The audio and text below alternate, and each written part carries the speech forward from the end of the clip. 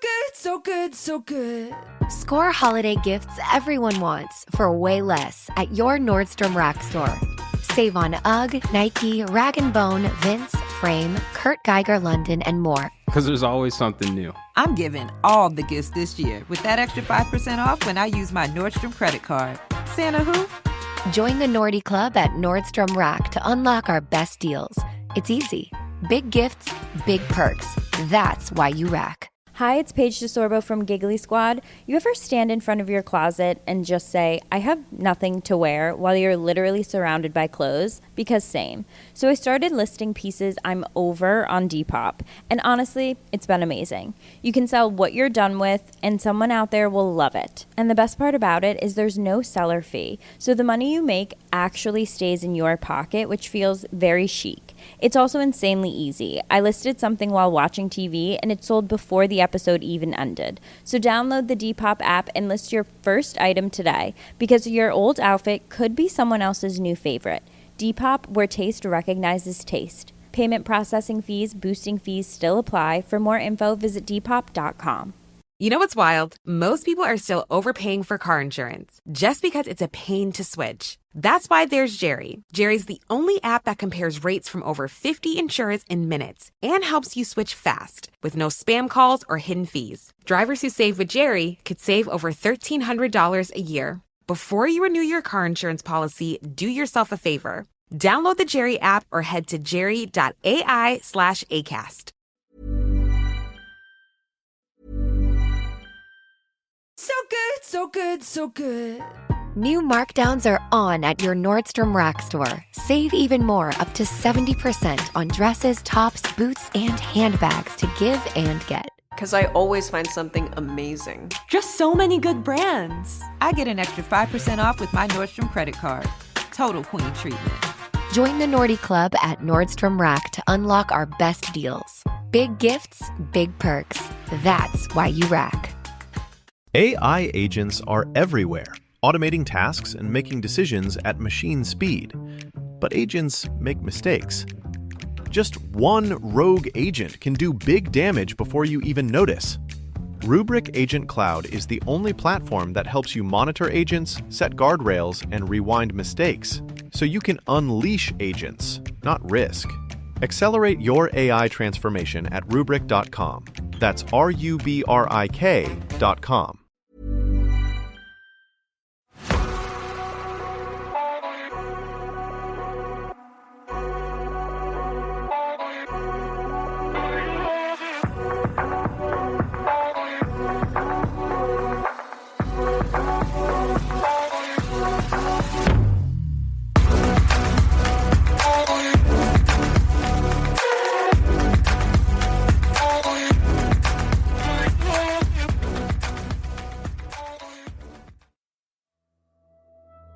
Hello, I'm Sarah, and welcome to the Whispering Woods After Dark. I've got one long story today, and this story, a little bit of a trigger warning. Although nothing is overly gruesome, this case involves satanic panic and murder. So if you're listening with the young ones, I'd say it's probably not the story for you. I'll get straight into it. Are you ready for the story?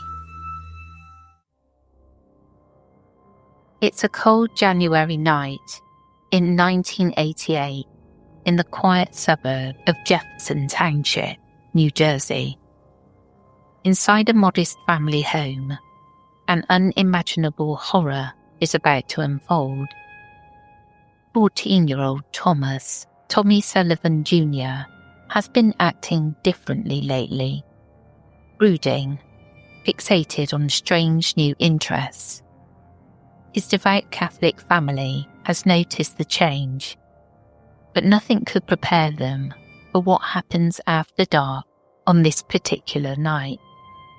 By the end of the evening, 2 lives will be lost in a shocking murder-suicide that will rattle the community and echo far beyond New Jersey.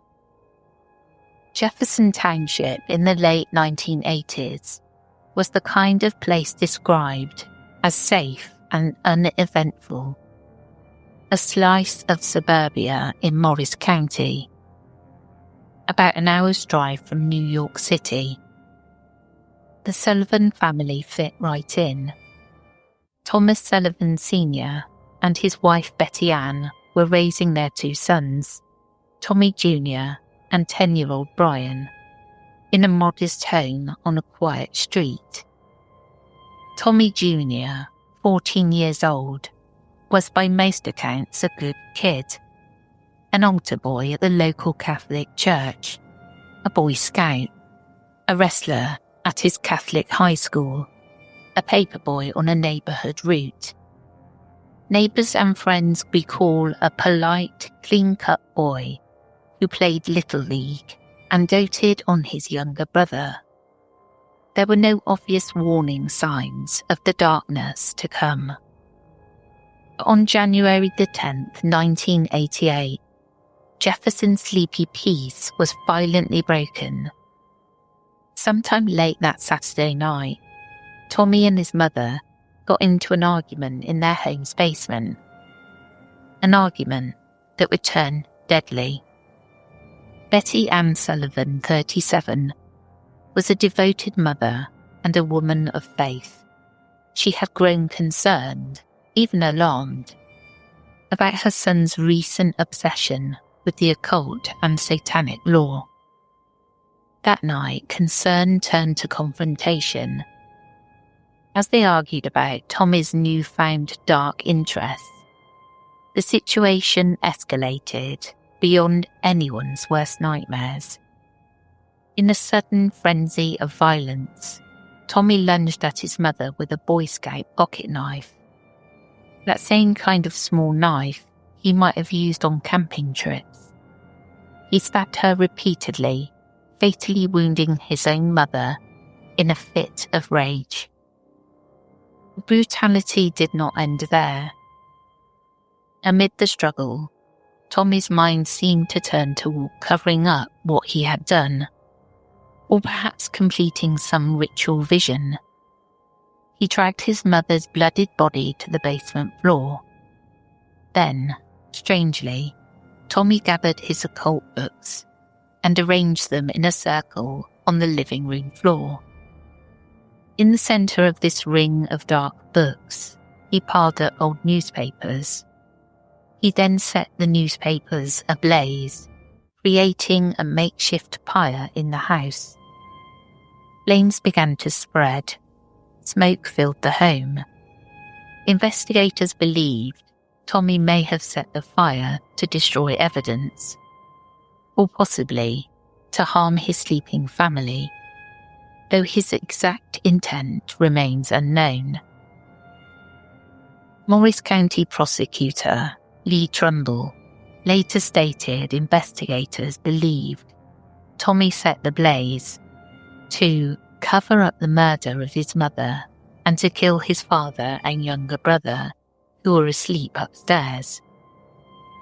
As the fire took hold, smoke alarms jolted Thomas Sr. awake. Upstairs, Tommy's father and little brother Brian awoke to a nightmare. Smoke seeping through the house, and the unsettling realization something was terribly wrong. Thomas Sr. rushed to douse the flames on the smouldering couch and heap of papers. Through the smoke, he and Brian made a harrowing discovery. Betty Ann's lifeless body on the basement floor. Somehow, amidst the chaos, Thomas Sr. managed to extinguish the fire before it consumed the entire home or spread to the sleeping neighbourhood houses. He then got Brian to safety, fleeing the house and calling for help. Outside, the winter night was lit by the dull glow of the house fire and the flashing red lights of arriving emergency vehicles. But Tommy Sullivan was nowhere to be found in the house. As police and firefighters arrived on the scene, at around 10:30 p.m, they expanded the search. It wasn't long before they found Tommy, but it was too late. the 14-year-old had run into a neighbour's yard and taken his own life with the same knife he had used on his mother. He slashed his wrists and then, in a gruesome final act, cut his throat from ear to ear. First responders found Tommy's body in the snow-covered yard next door, the Boy Scout knife still nearby and his blood staining the clean white snow of suburban New Jersey. Just like that, a picture-perfect family and community were left in ruinous shock. "Everybody here is just stunned," said Reverend John Fitzpatrick, the pastor of the Sullivan family's church, when asked about the tragedy. Neighbours struggled to reconcile the crime with the boy they thought they knew.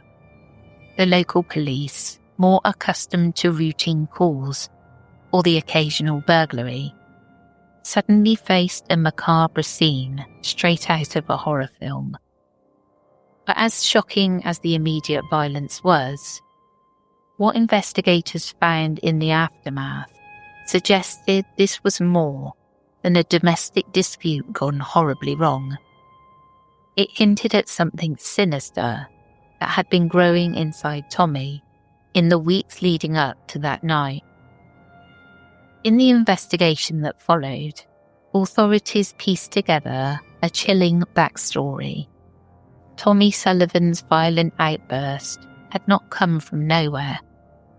It seemed to have been brewing for weeks. Just a month or two earlier, Tommy had been an ordinary honours student and church-going teen. But in late 1987, he developed an intense fascination with Satanism and the occult. The timing was no coincidence. In fact, it appears that fascination started as a school assignment, a well-intentioned project that took a dark turn. According to later accounts, Tommy was a freshman at a private Catholic high school. Shortly before Thanksgiving 1987, a priest who taught theology gave the students an assignment: research and write a paper on a religion or belief system different from your own. Students were allowed to choose from a list of topics.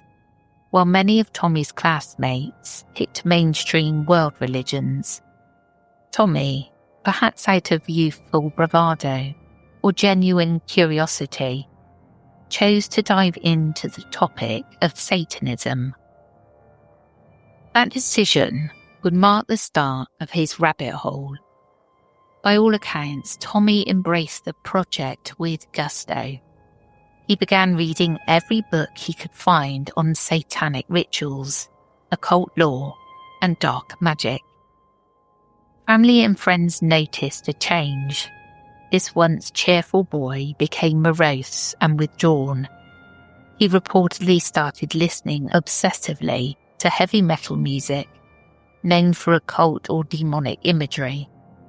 The likes of AC/DC, Iron Maiden, and other bands that the late 80s media often maligned as devil's music.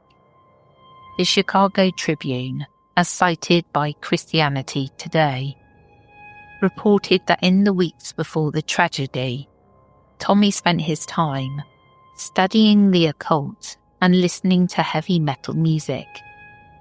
What started as homework morphed into a personal obsession. Tommy's mother, Betty Ann, grew alarmed at her son's sudden interest in satanic lore. As a devout Catholic, she likely found the occult books and heavy metal albums in Tommy's room deeply disturbing. Morris County prosecutor Lee Trumbull later noted that tension in the Sullivan household began about a month before the murder, right when Tommy's occult fascination took hold. Mother and son quarrelled repeatedly over the issue. Betty Ann tried to get Tommy to abandon these dark studies, but the boy's interest only seemed to intensify. Investigators would later learn that Tommy had even started a journal of sorts, chronicling his dark thoughts. Horror filmmaker Eli Roth, who studied the case decades later, noted, "When you read his journals, you go, was this mental illness? Was this some kind of abuse going on? Nobody really knows. It's not clear-cut what really happened." Tommy's descent into darkness defied any simple explanation. What we do know is that by early January 1988, Tommy Sullivan was entrenched in occult literature. Police and reporters described titles by Aleister Crowley and Anton LaVey, infamous occultists and satanic writers, among Tommy's book collection. He reportedly had copies of grimoires, books of magic spells, and possibly Anton LaVey's Satanic Bible, as well as other paperback books on witchcraft and demonology, popular at the time. In Tommy's bedroom, investigators later found several books on the occult and Satan worship strewn about. These were the same books Tommy chose to place in a ritualistic circle around the fire he set that night, almost as if conducting a ceremony. The scene in the living room truly looked like something out of an occult ritual. A ring of occult books encircling a sacrificial fire. It's this detail that first hinted the Sullivan case was not a typical crime of passion, but something the tabloids would later label satanic. Then there was the note, evidence of just how deeply Tommy's psyche had sunk into darkness. While searching the fire-damaged home, investigators discovered a notebook or letter that Tommy had written before the fatal argument. Prosecutor Trumbull described it as a suicide note, penned by the teenager prior to attack. He wouldn't reveal all its contents. They were deemed too disturbing, but he did disclose that the note was filled with satanic-like symbols and cult references. In other words, Tommy had scrawled occult imagery on the page, perhaps pentagrams, inverted crosses, or demonic sigils. This was no simple goodbye note.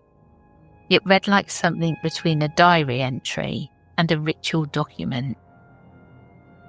Years later, Tommy's father would share more insight about what he found.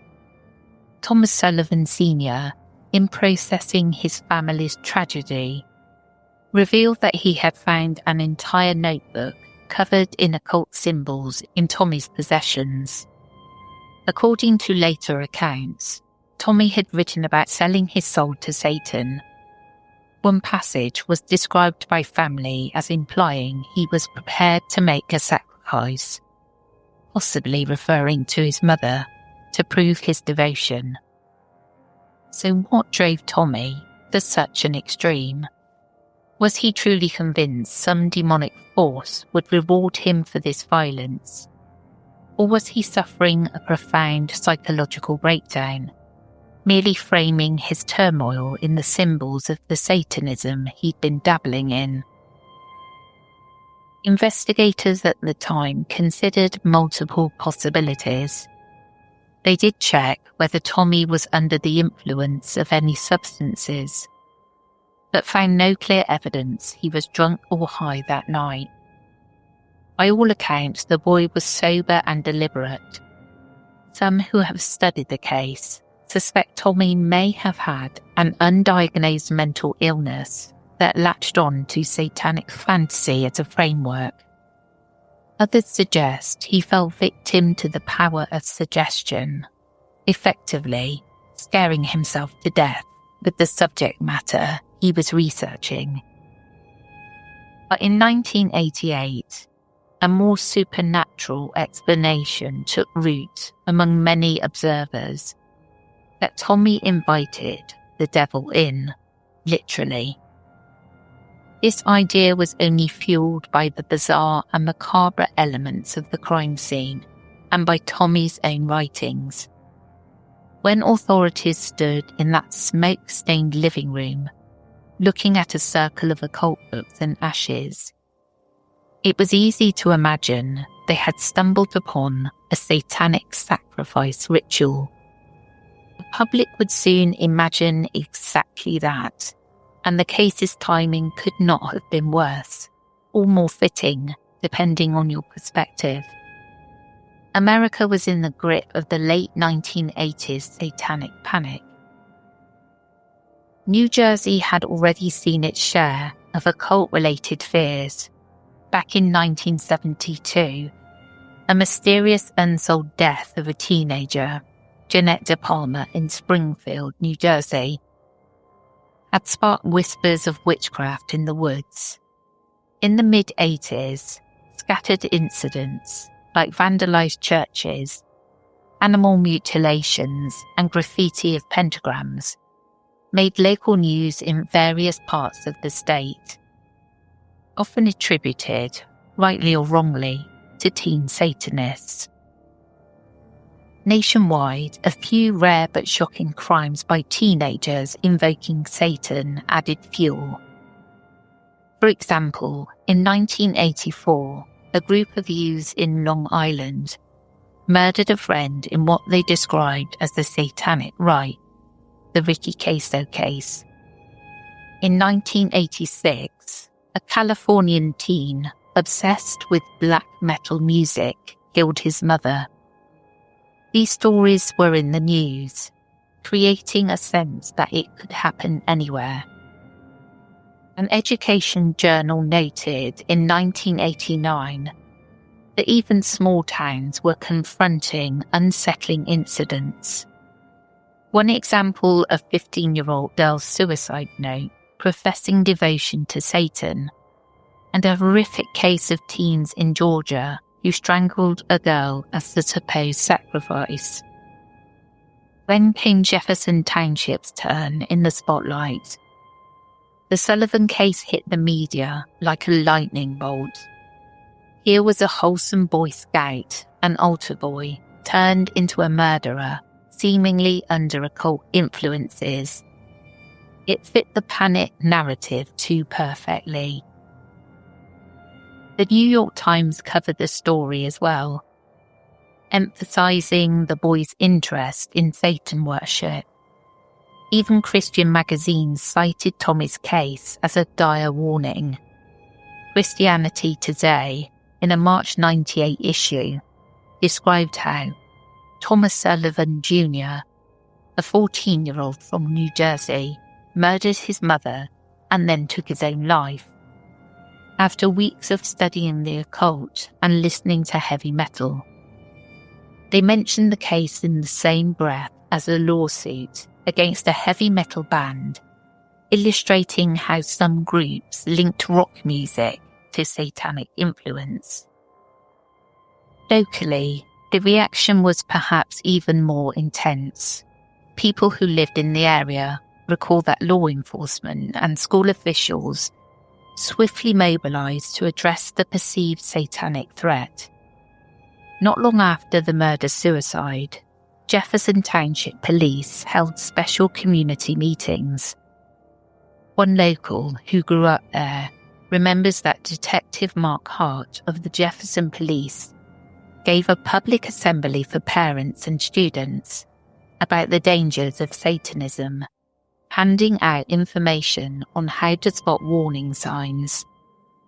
The resident recounted that, at the meeting, authorities specifically warned families to be vigilant about things like heavy metal music, Dungeons and Dragons games, Ouija boards, anything that might be a gateway to devil worship in the eyes of the 1980s mindset.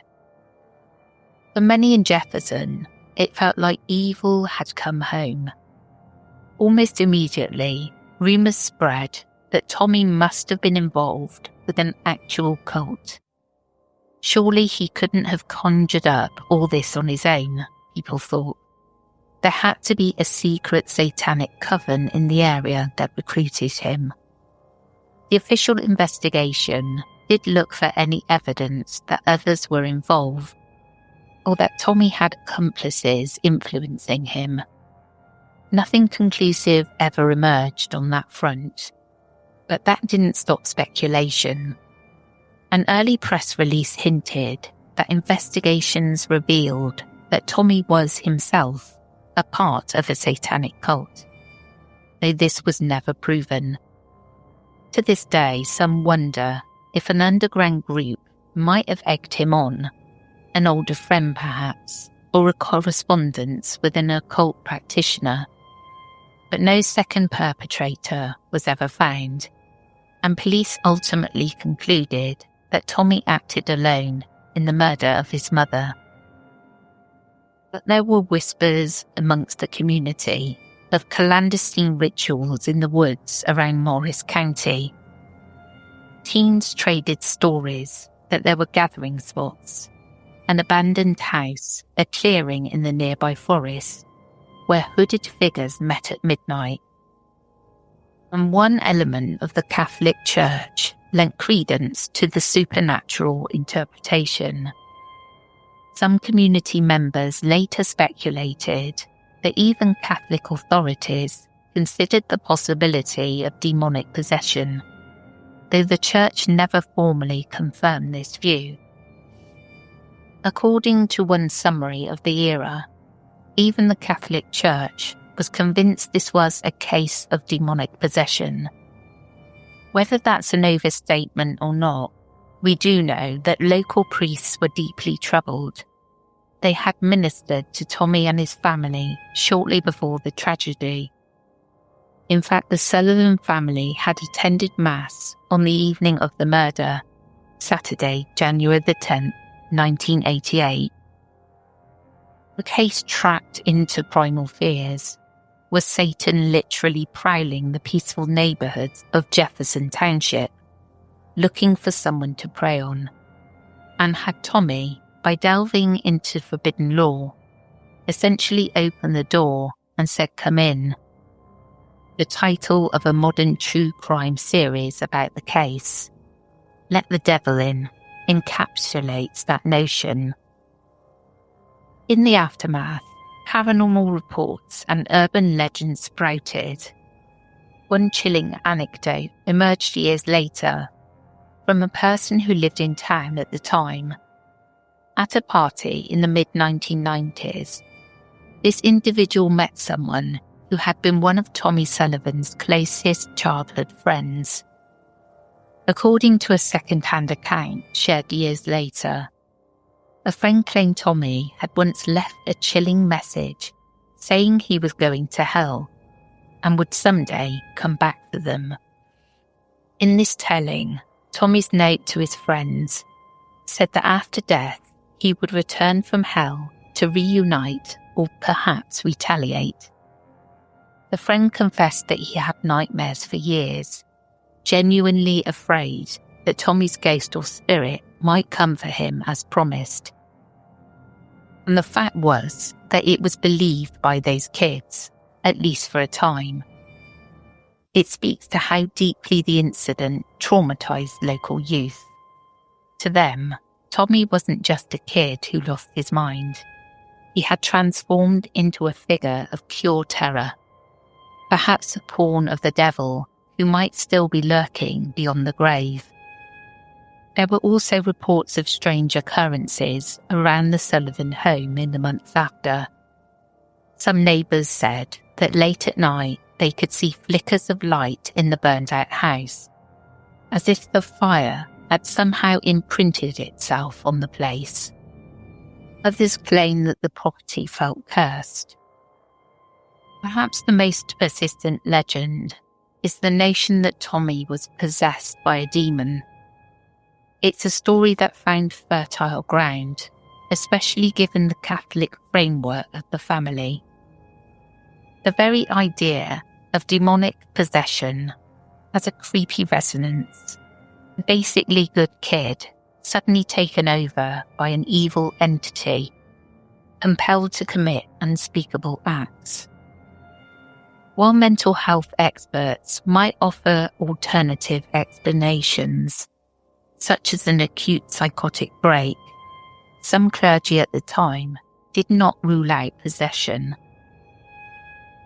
37 years later, on winter nights when the wind howls through the bare trees of Morris County, some residents who remember 1988 still shudder and recall the boy who let in the devil.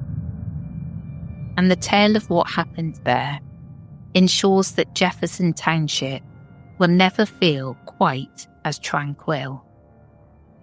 Was Tommy Sullivan simply lost to madness, or did something paranormal seep into his soul?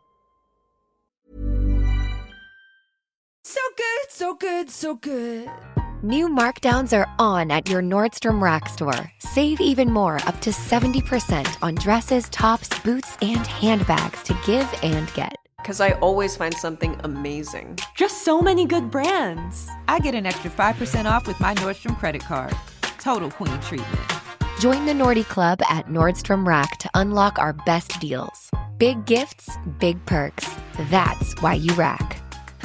Hi, it's Paige DeSorbo from Giggly Squad. You ever stand in front of your closet and just say, I have nothing to wear, while you're literally surrounded by clothes? Because same. So I started listing pieces I'm over on Depop. And honestly, it's been amazing. You can sell what you're done with, and someone out there will love it. And the best part about it is there's no seller fee. So the money you make actually stays in your pocket, which feels very chic. It's also insanely easy. I listed something while watching TV, and it sold before the episode even ended. So download the Depop app and list your first item today, because your old outfit could be someone else's new favorite. Depop, where taste recognizes taste. Payment processing fees, boosting fees still apply. For more info, visit Depop.com.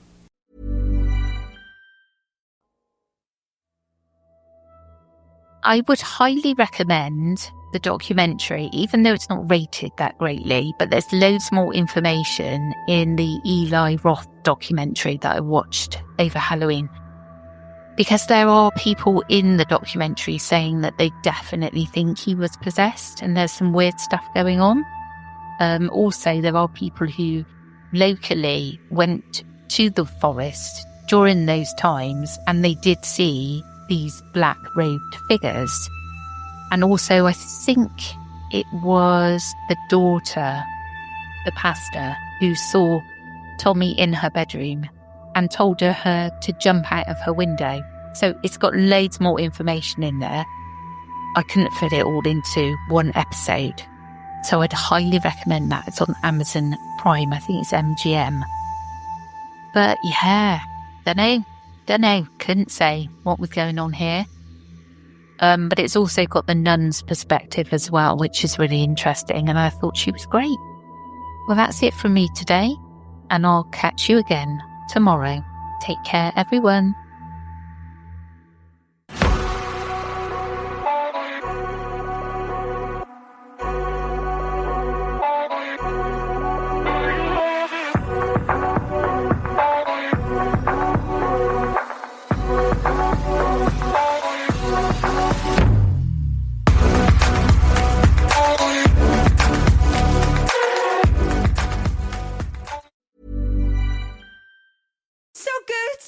So good. New markdowns are on at your Nordstrom Rack store. Save even more, up to 70% on dresses, tops, boots, and handbags to give and get. Because I always find something amazing. Just so many good brands. I get an extra 5% off with my Nordstrom credit card. Total queen treatment. Join the Nordy Club at Nordstrom Rack to unlock our best deals. Big gifts, big perks. That's why you rack.